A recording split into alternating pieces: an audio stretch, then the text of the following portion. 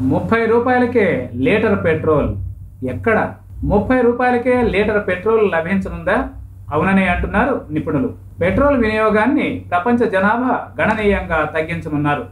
ఈ కారణంగా పెట్రోల్ ధరలు పడిపోనున్నాయి.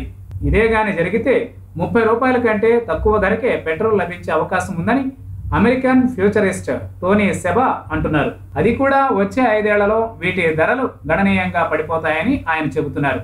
సాంకేతికత మరింత అడ్వాన్స్డ్ స్థాయికి చేరుకోవడంతో పాటు ప్రపంచవ్యాప్తంగా సెల్ఫ్ డ్రైవింగ్ కార్ల వినియోగం పెరుగుతోందట. దీంతో ఆయిల్ ధరలకు డిమాండ్ తగ్గిపోతుందని, ఈ కారణంగా బ్యారెల్ ముడి చమురు ధర $25లకు దిగువకు పడిపోతుందని అమెరికన్ ఫ్యూచరిస్ట్ టోనీ సెబా అంచనా వేస్తున్నారు.